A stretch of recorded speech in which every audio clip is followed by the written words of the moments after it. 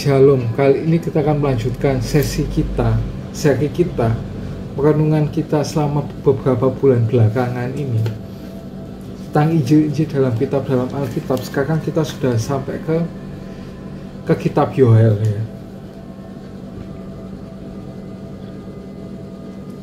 Dalam bentuk nubuatan yang khas, Yoel menyampaikan kepada para pembacanya kabar buruk tentang penghakiman Allah dan kabar baik tentang pembebasan yang dijanjikannya. Kitab ini berisi uraian tentang penghakiman yang dramatis atas umat Allah melalui wabah belalang yang dahsyat. Ini berfungsi sebagai peringatan tentang hari Tuhan yang besar di akhir zaman. Yoel juga memuat salah satu janji terpenting dalam Perjanjian Lama mengenai kedatangan Roh Kudus di masa mendatang. Baik penghakiman maupun janji itu mengingatkan kita kepada kebutuhan yang mendesak akan pertolongan Allah. Penghakiman yang pantas diterima atas dosa-dosa kita jauh lebih buruk daripada wabah belalang.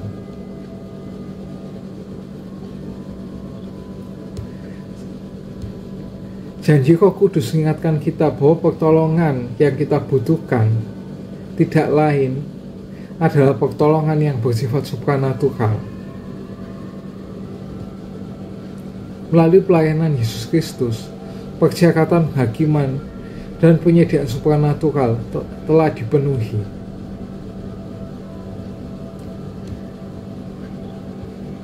Yesus menanggung sendiri wabah penghakiman atas dosa-dosa kita, seperti yang dikatakan di 2 Korintus 5 ayat yang ke-21. 2 Korintus 5 ayat yang ke-21. Dia yang tidak mengenal dosa telah dibuatnya menjadi dosa karena kita, supaya dalam Dia kita dibenarkan oleh Allah. Dan juga 1 Petrus 2 ayat yang ke-24. Ia sendiri telah memikul dosa kita di dalam tubuhnya di kayu salib, supaya kita yang telah mati terhadap dosa hidup oleh kebenaran. Oleh bilur-bilurnya kamu telah sembuh. Dan juga kemudian menjanjikan Roh Kudus seperti yang ada di Yohanes 14 ayat yang ke-16. Aku akan minta kepada Bapa, dan Ia akan memberikan kepadamu seorang penolong yang lain, supaya Ia menyertai kamu selama-lamanya. Dan juga menyediakan karunia Roh Kudus yang ada di Kisah Para Rasul 2, dan juga yang ada di 1 Korintus 13 itu panjang, bisa dibaca sendiri. Nah, dalam khotbahnya pada hari Pentakosta, Rasul Petrus menjelaskan bahwa di dalam Yesus, hari Tuhan yang dinubuatkan Yoel telah terjadi. Bukan pada akhir sejarah, tetapi di bagian tengah-tengah sejarah, seperti yang dikatakan di Kisah Rasul 2 ayat 16 sampai yang ke-21. Tetapi itulah yang difirmankan Allah dengan perantaraan kitab Yoel. Akan terjadi pada hari-hari terakhir, demikianlah firman Tuhan, bahwa aku akan curahkan Rohku atas semua manusia, maka anak-anakmu laki-laki dan perempuan akan bernubuat, dan teruna-terunamu akan mendapatkan penglihatan, dan orang-orangmu yang tua akan mendapatkan mimpi. Juga kata hamba-hambaku laki-laki dan perempuan akan kucurahkan Rohku kepadamu pada hari-hari itu, dan mereka akan bernubuat. Dan aku akan mengadakan mujizat-mujizat di atas langit dan tanda-tanda di bawah bumi, darah dan api, kumpalan-kumpalan asap. Matahari akan menjadi gelap gulita dan bulan menjadi darah, sebelum datangnya hari Tuhan, hari yang besar dan mulia itu. Dan barang siapa berseru dalam nama Tuhan akan diselamatkan. Nah, bagi orang percaya, penghakiman akhir zaman itu telah dilaksanakan, yaitu di atas kayu salib.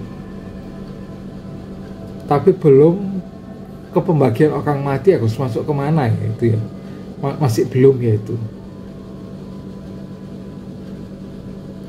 Roh Kudus tidak hanya memampukan kita untuk percaya dan menerima kasih karunia yang cuma-cuma ini, tetapi juga memberi kita kuasa untuk menjalani hidup baru yang dibentuk oleh Injil, seperti yang ada di Roma 8 ayat yang ke-11. Roma 8 ayat yang ke-11. Dan jika Roh Dia yang telah membangkitkan Yesus dari antara orang mati diam di dalam kamu, maka Ia yang telah membangkitkan Kristus dari antara orang mati dan akan menghidupkan juga tubuhmu yang fana itu oleh Roh-Nya yang diam dalam kamu.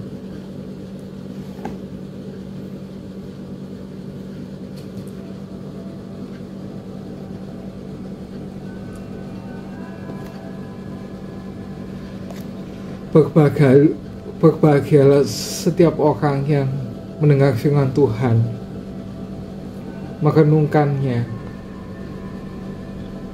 dan menyimpan dalam hatinya dan bahkan melakukannya dalam kehidupan sehari-hari.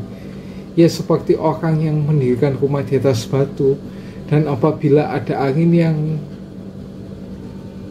menerjangnya, rumah itu tidak akan roboh.